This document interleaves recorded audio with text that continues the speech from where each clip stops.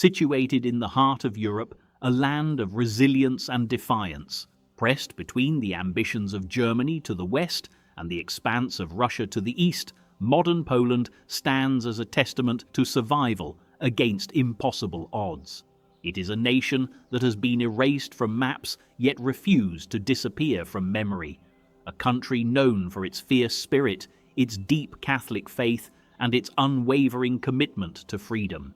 Its people have endured invasions, partitions, occupations, and ideologies that sought to crush their identity. Yet time and again, they have risen from the ashes, shoulders squared, ready to fight another day. The story of how this Central European nation transformed from a collection of warring tribes into a thriving democracy is an epic of courage, sacrifice, and unbreakable will. This is the history of Poland. Long before the first Polish kings crowned themselves or the first Christian missionaries arrived, the territory we recognize today as Poland witnessed tens of thousands of years of human activity. This was an age of survival, adaptation, and gradual cultural development, stretching from the retreating glaciers to the moment when Slavic tribes first distinguished themselves as a unique people. The prehistoric story of this land reveals the deep roots of resilience that would come to define its inhabitants. More than 500,000 years ago, during the deepest freeze of the Paleolithic period, the first human beings pushed into the frozen wilderness of what is now Poland. These pioneers were not a single people, but a succession of hominids, first Homo erectus, then the sturdy Neanderthals, and finally our direct ancestors, Homo sapiens. They confronted a landscape dominated by ice sheets, tundra, and brutal cold. Survival depended entirely on tracking massive herds of mammoths, woolly rhinoceroses, and reindeer across the frozen plains. Imagine a world where summer temperatures rarely rose above freezing, where the wind never stopped howling, and where a single wrong step could mean starvation or death. That was the world these early Poles entered. They carried with them only the most basic stone tools, hand axes, scrapers, and sharp flakes struck from cores of flint. With these simple implements, they butchered animals weighing several tons, stripped hides for clothing and shelter, and carved bones into needles and spear points. Archaeological discoveries at sites like Trzebnica and Kraków-Spadzista have given us windows into their harsh existence. At Kraków-Spadzista, Neanderthal toolmakers left behind stone implements and butchered animal bones, revealing how these resourceful hunters brought down prey many times their size. The site contains the remains of hundreds of mammoths, suggesting that this was a recurring hunting ground where groups gathered to take advantage of migrating herds. These people owned nothing beyond what they could carry. They followed the animal migration season after season, setting up temporary camps and never staying long enough to call any place home. Around 10,000 BCE, the climate began to warm dramatically. The glaciers retreated northward and the open tundra transformed into dense forests. New animals appeared, deer, wild boar, and elk, requiring different hunting strategies. The people adapted, marking the transition into the Mesolithic period, a time of new possibilities and fresh challenges. Between roughly 10,000 and 5,500 BCE, the people of this region became true experts of the woodland environment. They refined their hunting techniques, spending more time along rivers and lakes where fish and waterfowl provided reliable food sources. Their toolkits grew more sophisticated, featuring microliths, tiny razor-sharp stone blades that could be mounted into wooden shafts to create deadly arrows and harpoons. These composite tools were lighter, stronger, and more effective than anything that had come before. Archaeological sites at Janisławiec and Zawichost have revealed their seasonal settlements. Bone harpoons, fishing nets weighted with stones, and the remains of simple lean-to shelters paint a picture of people deeply connected to the natural rhythms of the forest and water. They moved in small family groups, following the ripening of wild plants, the spawning runs of fish, and the migration patterns of game. This was not a desperate struggle, but a balanced relationship with the land, one that would persist for thousands of years. One particularly fascinating discovery from this era is a burial site at Janisławiec, where a woman was interred with elaborate decorations made from animal teeth and bone beads. Her grave goods suggest that even in these small, mobile communities, individuals could achieve special status, perhaps as shamans or community leaders. The care taken in burial rites reveals a people who believed in something beyond the physical world, a spiritual dimension that connected them to their ancestors and the animals they hunted. Around 5500 BCE, everything changed. Farming arrived from the south, carried by migrating peoples who knew how to cultivate the soil and domesticate animals. This Neolithic revolution transformed human existence more completely than any event before the Industrial Age. Nomadic wandering gave way to permanent villages. Hunting and gathering became secondary to planting and harvesting. The first farmers of Poland belonged to the linear pottery culture, named for the elegant grooved patterns incised into their clay vessels. They grew wheat and barley in small clearings hacked from the forests. They kept cattle, sheep and goats, providing a steady supply of milk, meat and hides. Their houses were long rectangular structures built from timber and clay, large enough to shelter extended families under a single roof. Some of these buildings were over 40 meters in length, demonstrating remarkable engineering skill and the ability to organize large labor forces. At Brześć Kujawski, archaeologists have uncovered one of the most important Neolithic settlements in the region. The remains of these early farmers reveal not just their daily lives, but also their spiritual beliefs, carefully arranged burials, ritual objects deposited in graves, and the first hints of social hierarchy. Some individuals were buried with fine pottery, stone axes, and copper ornaments, suggesting that even in these small communities, some people accumulated more wealth and status than others. The adoption of agriculture was not an unmixed blessing. Farmers worked harder than hunter-gatherers, suffered from more diseases, and experienced greater nutritional deficiencies. Their bones show signs of arthritis, dental decay, and childhood malnutrition that are rare among Mesolithic populations. Yet they multiplied rapidly, and their villages grew into the first true towns. The population of the Polish lands increased dramatically during this period, setting the stage for everything that followed. By 2300 BCE, metalworkers had learned to combine copper and tin into bronze, a material harder and more durable than any stone. This technological breakthrough revolutionized weaponry, tools, and personal adornment. Equally important, bronze required long-distance trade. Copper came from distant mountains, tin from even farther away, connecting the people of Poland to networks stretching across the continent. Several distinct archaeological cultures flourished during this period. The Unetici culture, dominant around 2000 BCE, left behind spectacular burial sites like Łęki Małe, where elite warriors were interred with bronze swords, ornate jewelry, and finely crafted drinking vessels. These were not merely chieftains, but regional strongmen who controlled trade routes and demanded tribute. One burial contained a bronze dagger so ornate that it must have been a ceremonial object, its hilt decorated with gold and amber. Later, the Lusatian culture emerged around 1300 BCE, building fortified settlements atop hills and constructing enormous cemeteries containing thousands of graves. The most famous Lusatian site is Biskupin, a settlement built on an island in a lake and preserved for centuries in waterlogged conditions. Excavations there have revealed wooden houses arranged in neat rows, massive defensive walls made of timber and earth, and evidence of organized social planning. Walking through reconstructed Biskupin today, visitors can see how Bronze Age people lived, their homes, their workshops, their entire community laid out with remarkable order. The residents of Biskupin were skilled craftspeople, producing pottery, textiles, metal goods, and tools that were traded across the region.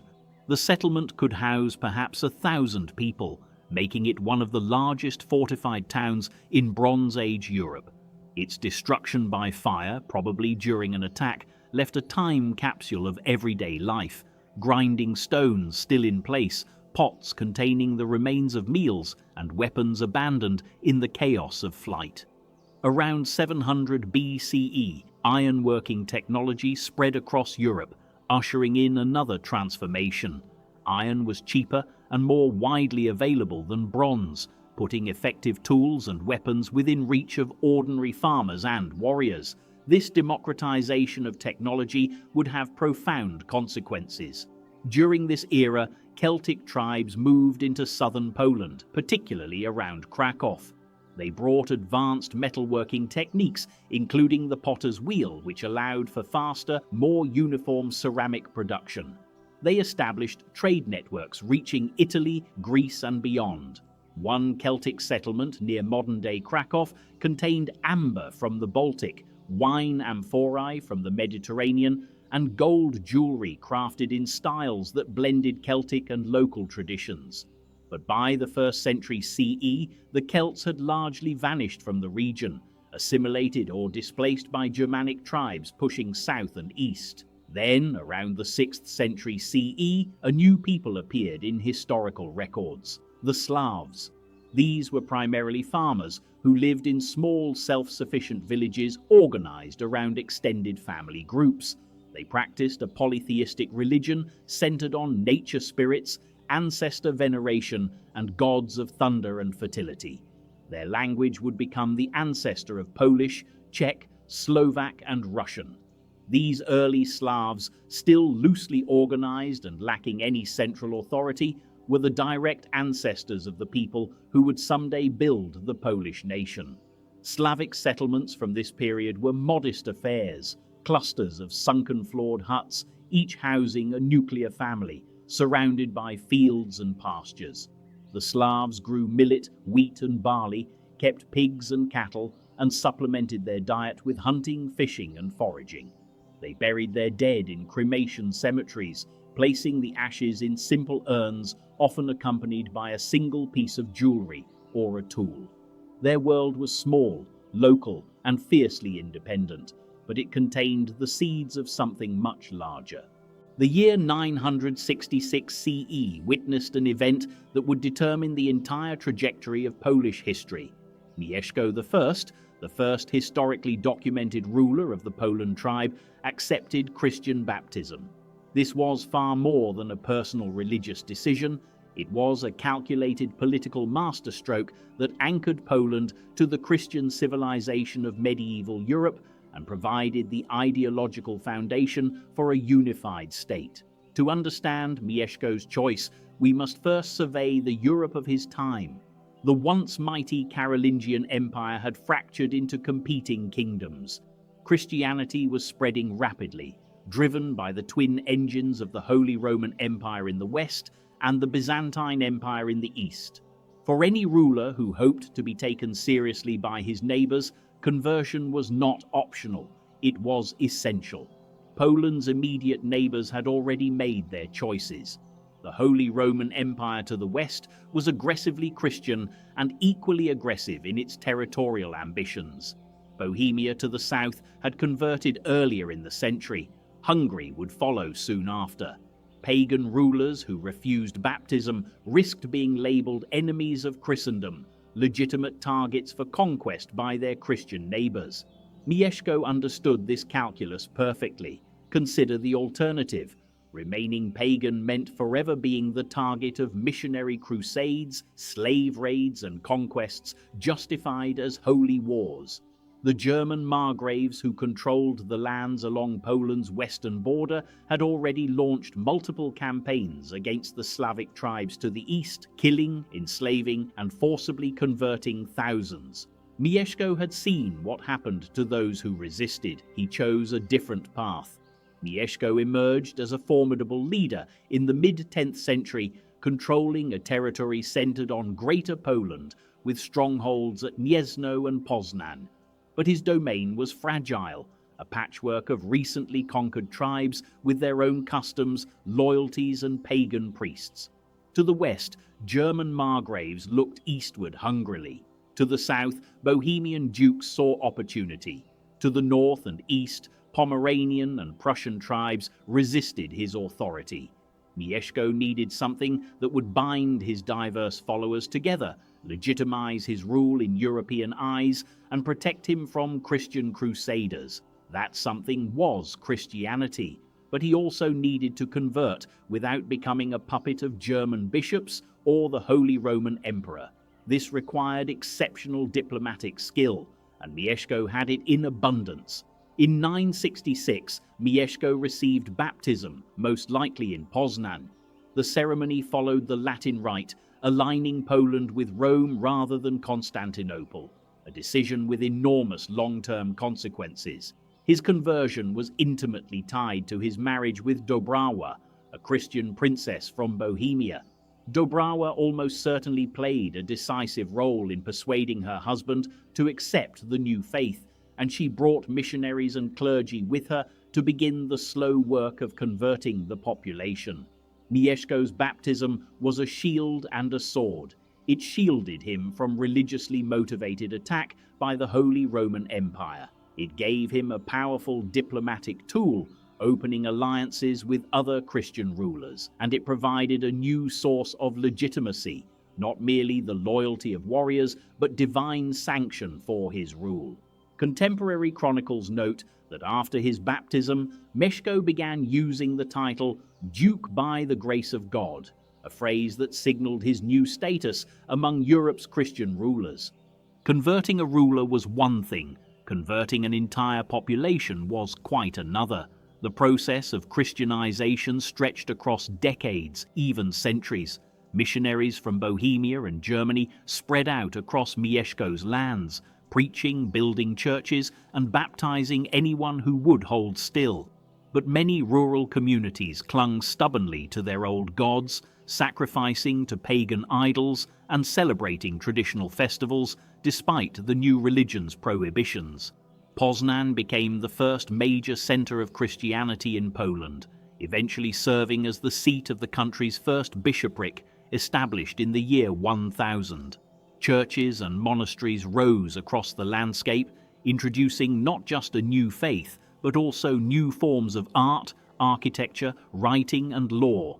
The Latin alphabet replaced older runic and oral traditions, and the Polish language began its slow transition to a written form. The oldest surviving Polish sentence, Dei ut ia pobrusa a ti poziwai, appears in a Latin text from the 13th century and translates roughly to, "Let me grind and you rest." It is a humble phrase, but it marks the beginning of Polish as a written language. The process was not peaceful. Pagan uprisings erupted periodically, forcing Mieszko and his successors to use both persuasion and military force. Old shrines were torn down, ancient rituals outlawed. The new faith took root unevenly, strongest in the towns and among the elite, weakest in remote villages where the old ways persisted longest. Even today, echoes of pre-Christian beliefs survive in Polish folk customs. The drowning of Marzana to welcome spring, the blessing of Easter baskets, the belief in forest spirits and household guardians. The baptism of Poland triggered profound changes. Mieszko gained recognition from the Holy Roman Empire and the papacy, solidifying his legitimacy and protecting his borders. His kingdom became part of European Christendom, with all the cultural and intellectual benefits that implied. Monasteries became centers of learning, preserving texts and training scribes who would serve the growing state apparatus. Trade expanded as Poland connected to Christian commercial networks. Merchants and artisans arrived from Germany, Italy, and France, bringing new technologies and goods. Christian customs and laws helped unify the diverse tribes under Mieszko's rule, creating a shared identity that transcended older tribal loyalties. By the time of his death in 992, Mieszko had expanded his realm to include Silesia, Lesser Poland, and parts of Pomerania. His son, Bolesław the Brave, would build on this foundation, becoming the first crowned king of Poland in 1025. The baptism of 966 was the birth certificate of the Polish nation. Without it, Poland might have become another conquered territory, absorbed by its aggressive neighbours, its people scattered, and its name forgotten. Instead, it became a kingdom. For more than 4 centuries, the Piast dynasty ruled the Polish lands, shaping the nation's identity through wars, alliances, and the slow work of state building. Their reign saw moments of brilliant triumph and periods of near-total collapse. Through it all, they kept alive the dream of a unified Poland. Mieszko's son Bolesław, known to history as Bolesław the Brave, was everything a medieval warrior king should be: ambitious, ruthless, pious, and utterly dedicated to expanding his realm. His reign from 992 to 1025 marked the high point of early Piast power. Bolesław expanded Polish borders through relentless conquest, incorporating parts of modern-day Slovakia, Moravia, and Red Ruthenia. He played the game of Central European politics with skill, forging alliances with the Holy Roman Empire when convenient and fighting it when necessary.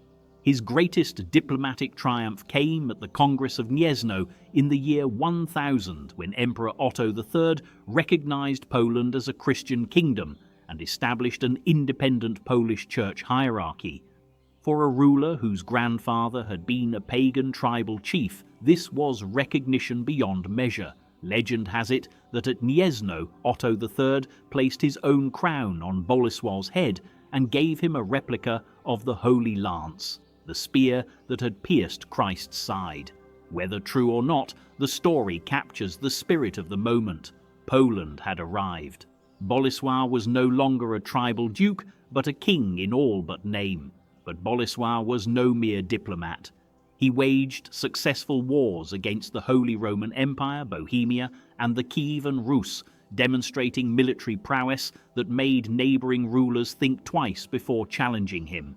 In 1018, he captured Kiev and installed his son-in-law on the throne, briefly extending Polish influence to the Dnieper River. In 1025, shortly before his death, he finally received the crown of kingship, the symbol that Poland had arrived as a major European power. Bolesław's successors could not hold his vast realm together. His son Mieszko II inherited a kingdom surrounded by enemies and immediately faced invasions from Germany and Kievan Rus, compounded by rebellion led by his own brother. The monarchy collapsed, and Poland plunged into chaos. Recovery began under Casimir I, known as the Restorer, who rebuilt the kingdom from nearly nothing. But the damage was lasting. By the 12th century, Poland had fragmented into a collection of smaller duchies ruled by competing Piast princes. This period of fragmentation lasted nearly 200 years, during which there was no single Polish king, no unified foreign policy, and constant internal warfare among rival branches of the dynasty. The fragmentation had one silver lining. Regional centres of power developed in Silesia, Greater Poland, and Lesser Poland, each with its own court, its own artistic traditions, and its own ambitions. The Gothic architecture that still graces Kraków, Wrocław, and Gdansk owes much to this decentralized period, when local dukes competed to sponsor the most impressive cathedrals and castles. In 1241, a catastrophe struck that no one could have anticipated. The Mongol Empire, having conquered Russia, pushed westward into Europe.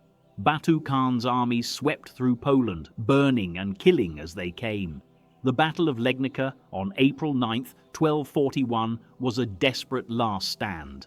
Duke Henry II, the Pious of Silesia, led a combined force of Poles, Germans, and Templar Knights against the Mongol horde.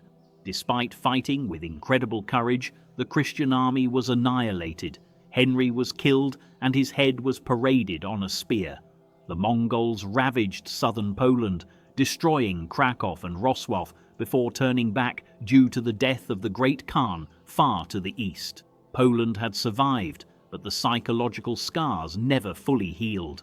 The invasion demonstrated the kingdom's vulnerability and the urgent need for reunification. It also brought one unintended benefit. The Mongols' withdrawal left a power vacuum that ambitious Polish dukes rushed to fill, accelerating the process of consolidation. In the late 13th century, a new leader emerged from the chaos. Ladislaus the Elbow High, so named for his short stature, spent decades fighting to reunite the fragmented Polish lands.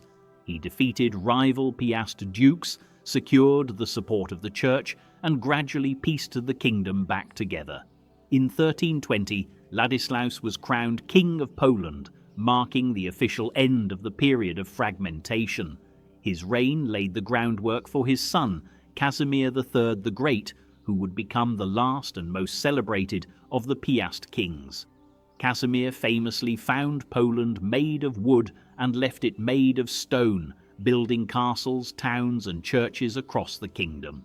He also reformed the legal system, founded the University of Krakow in 1364, the second university in Central Europe after Prague, and created a golden autumn for the Piast dynasty.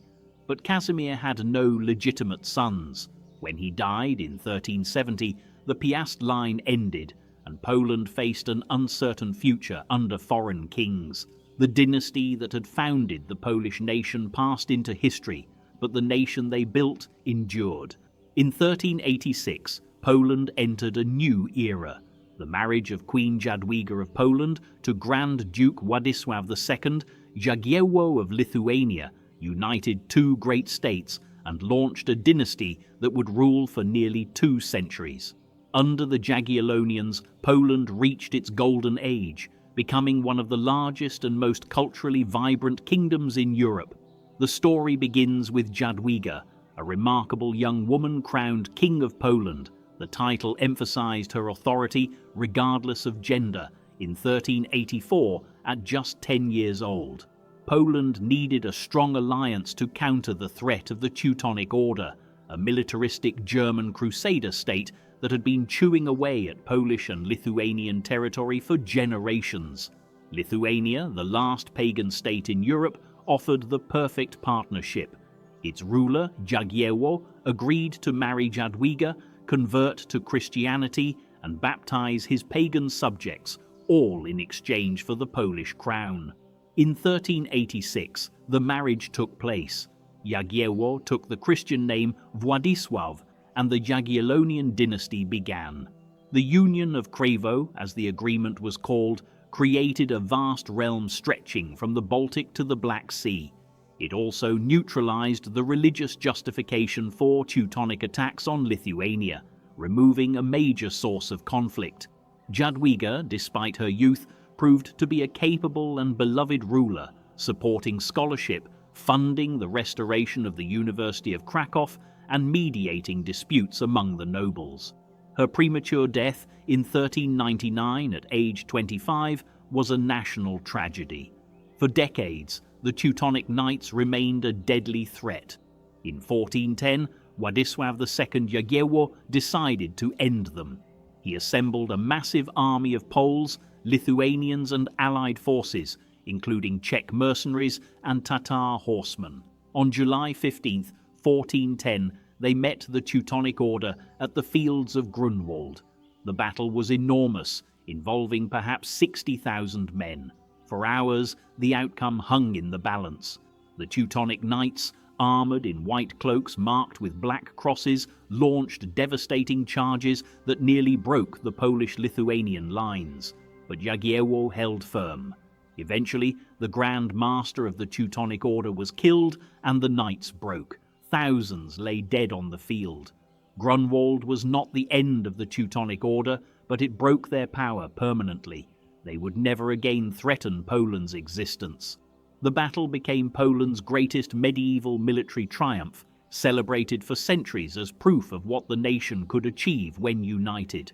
Today, a massive monument stands at the battlefield, and reenactors gather every year to commemorate the victory. The reign of Casimir IV, Jagiellon, from 1447 to 1492, represented the dynasty's high tide. Casimir inherited a vast realm and made it vaster still, incorporating Prussia and parts of Hungary through a combination of war and shrewd marriage alliances. His marriage to Elizabeth of Habsburg brought him close to Europe's most powerful family and secured thrones in Bohemia and Hungary for his children. Under Casimir, Poland experienced remarkable economic growth. Trade routes expanded, cities flourished, and a thriving intellectual culture developed around the University of Krakow. The nobility, or szlachta, gained increasing political influence through the parliament, or Sejm, which became a permanent feature of Polish governance. The 13 Years' War against the Teutonic Order, 1454 to 1466, ended with the Second Peace of Thorn, which gave Poland direct control over Royal Prussia and made the rest of Prussia a Polish fief. The 16th century was Poland's golden age. The reigns of Sigismund I, 1506 to 1548, and his son Sigismund II Augustus, 1548 to 1572, saw Poland-Lithuania become the largest state in Europe, a beacon of religious tolerance and cultural achievement. The Renaissance arrived in Poland with full force. Italian architects redesigned Krakow's royal castle in the new style. Scholars flocked to the university. The greatest mind of the age, Nicholas Copernicus, revolutionized astronomy from his perch in northern Poland, demonstrating that the Earth revolved around the Sun. His book, On the Revolutions of the Celestial Spheres, was published in 1543, the year of his death, and it changed humanity's understanding of the cosmos. Poland's religious tolerance was remarkable in an age of religious warfare. The Warsaw Confederation of 1573 guaranteed religious freedom to all nobles, a document unique in Europe. While France tore itself apart in wars of religion and Spain expelled its Muslims and Jews, Poland-Lithuania sheltered Catholics, Orthodox, Lutherans, Calvinists, and Jews, not out of modern secularism, but because the nobility valued their liberties too much to let any king impose religious uniformity. The Union of Lublin in 1569 transformed the personal union between Poland and Lithuania into a formal political entity, the Polish-Lithuanian Commonwealth. This was a unique state, ruled by an elected monarch, governed by a powerful parliament, and characterized by extraordinary religious tolerance. It was the largest state in Europe at the time, stretching from the Baltic to within 100 miles of the Black Sea. Sigismund II Augustus died in 1572 without an heir. The Jagiellonian line, which had guided Poland through its greatest era, ended. What followed was an experiment unprecedented in European history, an elective monarchy in which the nobility would choose their king. This system would prove to be both the Commonwealth's greatest innovation and the seed of its destruction. By the late 18th century, the Polish-Lithuanian Commonwealth was a shadow of its former self. Political dysfunction, foreign interference, and a uniquely flawed governing system had left it vulnerable to predators on all sides. Between 1772 and 1795, three powerful neighbors, Russia, Prussia, and Austria, simply carved Poland off the map. For 123 years, Poland ceased to exist. The Commonwealth's political system, once a source of pride, had become a death sentence. Golden liberty granted the nobility extraordinary rights, including the liberum veto, the power of any single nobleman to nullify any legislation passed by the Sejm. In theory, this prevented tyranny. In practice, it paralyzed government. Foreign powers bribed nobles to veto reforms. The army went unpaid. Infrastructure crumbled, and the monarchy, stripped of real power, could do little but watch. By the mid-18th century, Poland's neighbors saw opportunity. Russia, Prussia, and Austria had all grown into powerful absolutist states. The weak, chaotic Commonwealth was an invitation to invasion. The Russian ambassador to Warsaw, Nicholas Repnin, effectively ruled the country through bribed nobles, dictating foreign policy and even arranging the arrest of vocal critics. In 1772, Russia, Prussia, and Austria agreed to help themselves to pieces of Polish territory. No war was declared, no treaty was violated, unless you counted treaties the Commonwealth had no power to enforce. They simply announced the partition and dared anyone to stop them. The Commonwealth lost approximately 30% of its territory and a third of its population. The shock finally jolted Polish leaders into action. A Commission of National Education was established, Europe's first Ministry of Education. Efforts began to reform the military and economy, but it was too little, too late. In a heroic last gasp, the Sejm adopted a new constitution on May 3, 1791. It was the second written constitution in world history, after the American, and the first in Europe. The document abolished the liberum veto, established hereditary monarchy, granted rights to townspeople, and placed peasants under the protection of law. Frederick the Great of Prussia called it a blow to the Prussian monarchy. Catherine the Great of Russia declared it the death of Polish liberty. Neither was prepared to tolerate a reformed, functional Poland on their borders. Russia invaded in 1792, easily defeating the Commonwealth's undermanned army. Catherine then dictated a second partition in 1793, taking vast territories and reducing Poland to a rump state barely capable of pretending to sovereignty. Tadeusz Kościuszko, a hero of the American Revolution, returned to Poland to lead a national uprising in 1794. He vowed to free Poland or die trying. Rallying peasants and nobles alike, Kościuszko scored surprising victories, including the Battle of Racławicz, where peasant scythe-bearers charged Russian cannons and somehow won. But the odds were impossible. Russia, Prussia, and Austria converged on Poland from three directions. Warsaw fell. Kościuszko was wounded and captured. The uprising drowned in blood. With the uprising crushed, the three partitioning powers finished the job.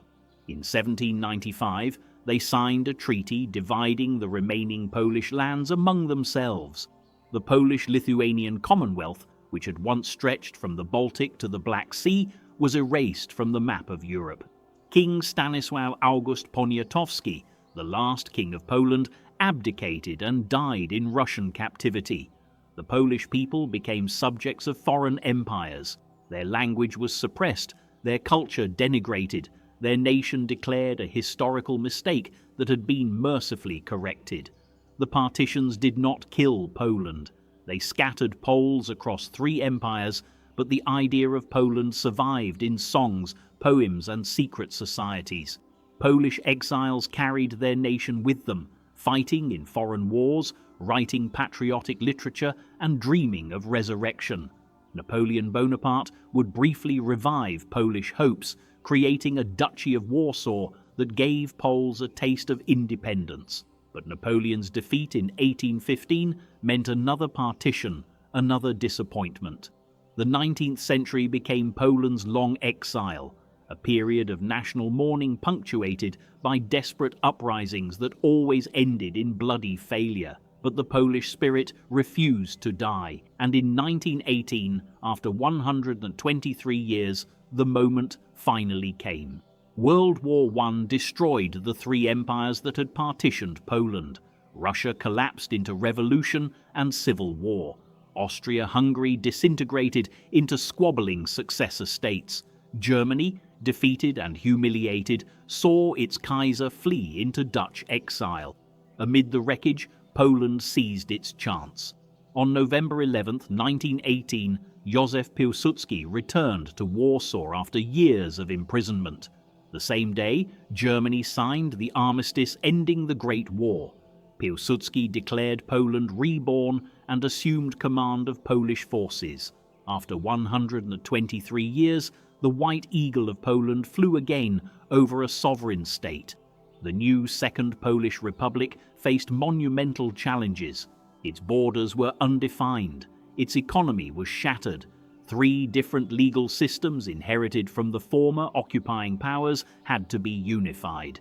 And to the east, the Red Army was advancing, determined to spread communist revolution across Europe. What followed was war to the knife. The Soviet Bolsheviks saw Poland as the obstacle to revolution in Germany and beyond. Piłsudski saw the Soviets as the latest in a long line of Eastern empires seeking to enslave Poland. In 1920, the Red Army launched a massive offensive, driving deep into Polish territory. By August, Soviet forces were within striking distance of Warsaw. The Western world held its breath.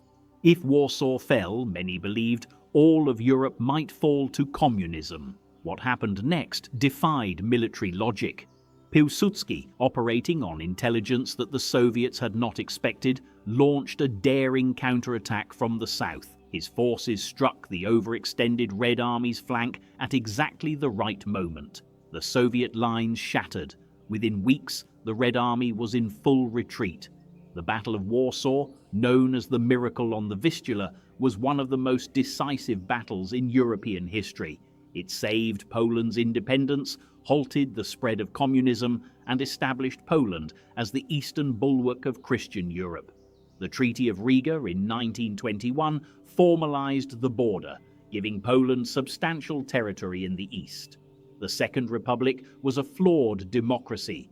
Piłsudski, frustrated by parliamentary gridlock, seized dictatorial power in a 1926 coup. Ethnic tensions simmered between Poles, Ukrainians, Jews, and Germans. Economic problems plagued the country. But measured against 123 years of foreign rule, the Republic was a glorious achievement. Poles built schools, universities, and roads. They developed an army that became the envy of Eastern Europe. They created a vibrant cultural scene in Warsaw, Krakow, and Lwów. For 20 brief years, Poland was free. The freedom lasted until September 1st, 1939. At dawn, the German battleship Schleswig-Holstein opened fire on the Polish garrison at Westerplatte. Simultaneously, German armies surged across Poland's borders from the north, south, and west. The Blitzkrieg, lightning war, had begun. Polish forces fought with desperate courage. At Westerplatte, a few hundred soldiers held out against overwhelming German forces for 7 days. At the Bzura River, the Polish army launched a counterattack that briefly stunned the Germans, but no amount of bravery could stop the combined might of the German war machine. Then, on September 17th, the Soviet Union invaded from the east, honoring the secret agreement in the Molotov-Ribbentrop Pact that carved Poland up between Hitler and Stalin. Caught between 2 totalitarian giants, Poland stood no chance. By early October, organized resistance ended. The Nazis immediately began implementing their vision for Poland: annihilation. The Polish intelligentsia, clergy, and political leaders were targeted for death.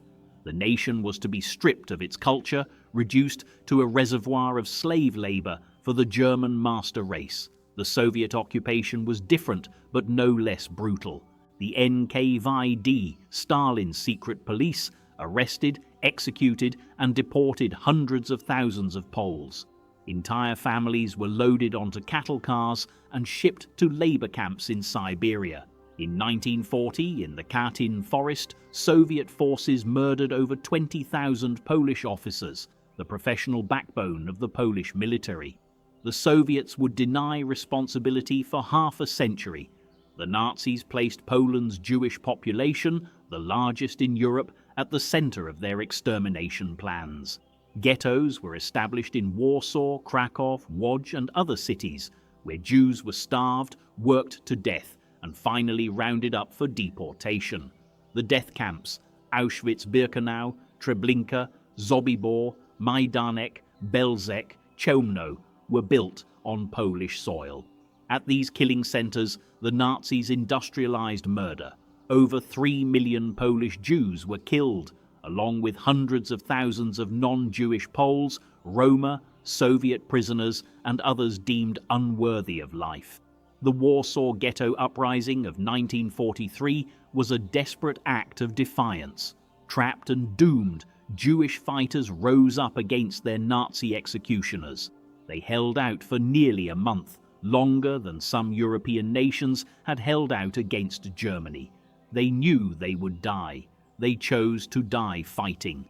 As the Soviet army approached Warsaw in August 1944, the Polish Home Army launched a massive uprising to liberate the capital before the Soviets could impose their control. For 63 days, Polish men, women and children fought the Germans in the streets of Warsaw. The Soviets, cynically watching from across the Vistula River, halted their advance and refused to help. Stalin wanted the Germans to crush the uprising. It would eliminate the non-communist Polish resistance and leave the way clear for Soviet domination. Hitler ordered Warsaw destroyed.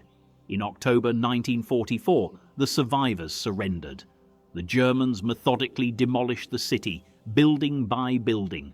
Over 200,000 Poles died. Warsaw, one of Europe's great capitals, was reduced to rubble. Poland lost 6 million people in World War II, including 3 million Polish Jews. No nation suffered a higher percentage of its population. Polish cities lay in ruins. Polish industry was destroyed. And when the war ended in 1945, Poland was not free. It had simply traded one occupier for another. The Yalta Conference in February 1945 decided Poland's fate. Roosevelt, Churchill and Stalin agreed that Poland would fall within the Soviet sphere of influence. The Polish government in exile, which had fought alongside the Allies throughout the war, was abandoned. The Western powers had chosen Soviet alliance over Polish freedom. Between 1945 and 1947, the Soviets consolidated control. The Polish Communist Party, thoroughly subservient to Moscow, rigged elections and eliminated opposition leaders. Bolesław Bierut, a Stalin loyalist, became Poland's leader. The Polish Peasant Party was crushed. The Catholic Church, the only institution with independent authority, was harassed, arrested, and undermined. Poland's borders shifted west. The Soviet Union kept Poland's eastern territories, while Poland received German lands in the west. Millions of Poles were forcibly relocated from the lost east, and millions of Germans were expelled from the gained west. The country became ethnically Polish as never before, but at enormous human cost. The Stalinist years were brutal. The secret police, the Urząd Bezpieczeństwa, terrorized the population. Show trials condemned opposition figures to death or long imprisonment. The economy was ruthlessly reorganized along Soviet lines, with heavy industry prioritized over consumer goods. The Nowa Huta steelworks near Krakow, built on farmland seized from peasants, became a monument to communist industrial ambition, but the workers lived in miserable conditions and faced constant shortages. The Catholic Church remained a focus of resistance. Cardinal Stefan Wyszyński, the primate of Poland, was arrested in 1953. Thousands of priests were interrogated or imprisoned. But the Church's moral authority survived the assault. Stalin's death in 1953 created possibilities for change. In June 1956, workers in Poznan went on strike, demanding bread and freedom. The government sent tanks. The crackdown left dozens dead. The protests forced the communist leadership to reconsider. Władysław Gomułka, a former leader who had been purged, was brought back to power. Gomułka promised a Polish road to socialism with greater autonomy from Moscow. His return, known as the Polish October, briefly raised hopes that Poland might find a third way between totalitarianism and Western capitalism.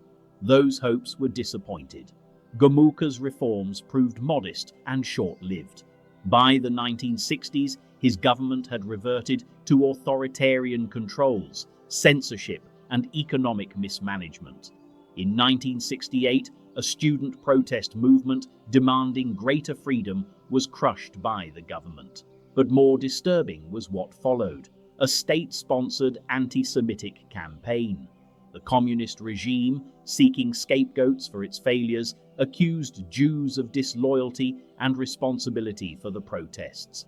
Thousands of Jews were purged from their jobs and forced to leave Poland. The country that had been home to Europe's largest Jewish community before the war became almost Judenrein. In December 1970, workers in the Baltic coast cities of Gdansk, Gdynia and Szczecin went on strike to protest rising food prices. Again, the government responded with force. Polish soldiers fired on Polish workers.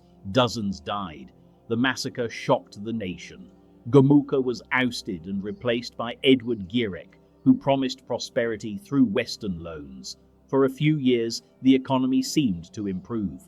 New highways, factories and housing projects appeared, but the loans were unsustainable. By the late 1970s, Poland was drowning in debt, shortages were everywhere, and the people's patience had run out. In 1978, a Polish cardinal named Karol Wojtyła was elected pope. He took the name John Paul II. The first non-Italian pope in 455 years was a Pole, and he returned to his homeland in 1979 to celebrate Mass before millions. Standing in Victory Square in Warsaw, he told his countrymen, "Do not be afraid." The words electrified Poland. Here was a moral authority that the communist regime could not match. Here was proof that the spirit of Poland had never died. In August 1980, workers at the Lenin shipyard in Gdansk went on strike. They were led by an electrician named Lech Wałęsa, a charismatic figure with a walrus mustache and an instinct for leadership. The strike spread like wildfire across Poland. The workers' demands were shocking for a communist state: the right to form independent trade unions, freedom of speech, and political reforms. The regime, paralyzed by nationwide unrest, agreed to negotiate.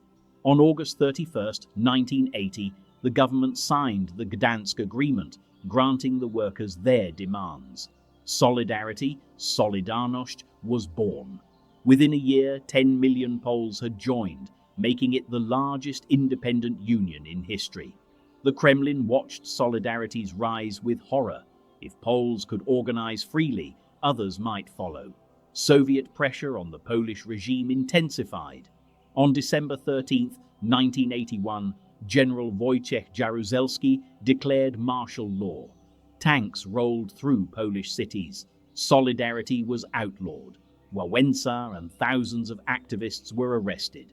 For 2 years, martial law suppressed open opposition, but underground solidarity networks continued to function, distributing leaflets, organizing strikes, and keeping the dream alive.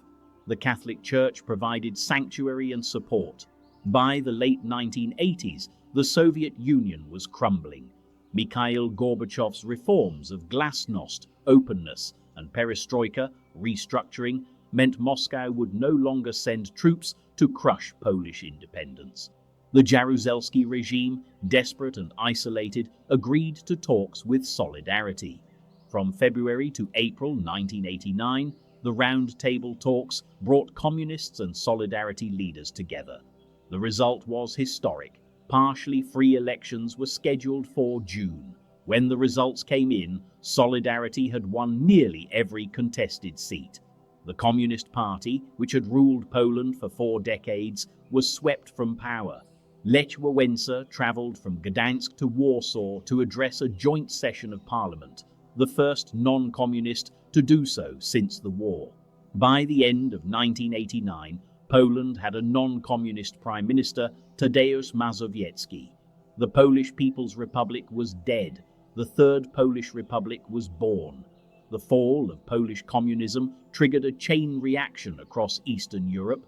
Within 2 years, the Berlin Wall had fallen, Germany had reunified, and the Soviet Union had ceased to exist. The revolution that began in the Gdansk shipyards had changed the world. From the frozen wilderness of the Ice Age to the shipyard gates of Gdansk, the Polish people have written one of history's most extraordinary stories. They have endured invasions that would have crushed lesser nations, occupations that sought to erase their very existence, and ideologies that denied their humanity. Yet Poland remains. The white eagle still flies. Today, Poland stands as a thriving democracy, a member of NATO and the European Union, an economic success story that has transformed itself from communist rubble to one of Europe's most dynamic nations. The scars remain, the death camps, the ruins of Warsaw, the empty spaces where 3 million Jewish Poles once lived. But so does the spirit that defied the partitions, the Nazis and the communists. The story of Poland is not merely a national chronicle, it is a lesson for all people who value freedom, that no tyranny lasts forever, that no occupation is permanent, that hope can survive even in the darkest night. The Poles proved it. May the world never forget. This has been the history of Poland. If you liked this video, make sure to leave a like, comment and subscribe. Since you stayed this long, perhaps you would like to check my other videos. Recent video is about the history of France. Until next time.